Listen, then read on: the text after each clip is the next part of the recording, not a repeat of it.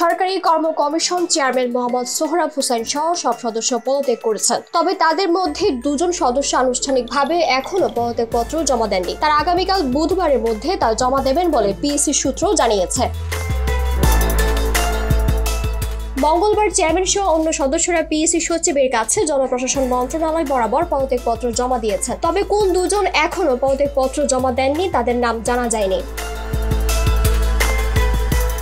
বিকেল দিকে পিএসসির জনসংযোগ কর্মকর্তা মতিউর রহমান এই তথ্য নিশ্চিত করেন। তিনি জানিয়েছেন, চেয়ারম্যান সহ সব সদস্যই পদত্যাগপত্র জমা দেওয়ার সিদ্ধান্ত নিয়েছেন। মঙ্গলবার দুপুরের দিকে দুজন ছাড়া অন্যরা একযোগে পদত্যাগপত্র দিয়েছেন। দুজন অনুপস্থিত থাকায় সদস্যদের পদত্যাগপত্র এখনো আনুষ্ঠানিকভাবে জমা হয়নি।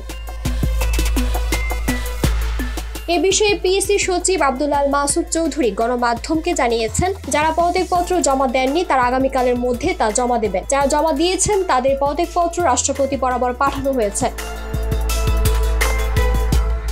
চেয়ারম্যান সহ পিএসসির সদস্য যারা পদত্যাগপত্র জমা দিয়েছেন, চেয়ারম্যান সোহরাব হোসাইন, সদস্য ফয়েজ আহমদ ও এন সিদ্দিকা খানম, অধ্যাপক ডাক্তার উত্তম কুমার সাহা, জাহিদুর রশিদ, অধ্যাপক ডক্টর রুবিনা খন্দকার, অধ্যাপক ডক্টর দেলার হোসেন, কে এম আলী আজম, মোহাম্মদ খলিলুর রহমান, সদস্য অধ্যাপক ডক্টর সৈয়দ মোহাম্মদ গুলাম ফারুক, মোহাম্মদ মাকসুদুর রহমান পাটোয়ারি, হেলাল উদ্দিন আহমদ, ডক্টর মুসাম্মদ নাজমানা খানম, মোহাম্মদ শফিকুল ইসলাম, অধ্যাপক ডক্টর প্রদীপ কুমার পান্ডে। অবসরপ্রাপ্ত সিনিয়র সচিব সোহরাব হোসাইনকে পিএসসির নতুন চেয়ারম্যান হিসেবে নিয়োগ দিয়ে 2020 সালের 16 সেপ্টেম্বর জনপ্রশাসন মন্ত্রণালয় থেকে আদেশ জারি করা হয়। ওই বছরের 21 সেপ্টেম্বর তিনি কর্মস্থলে যোগ দেন।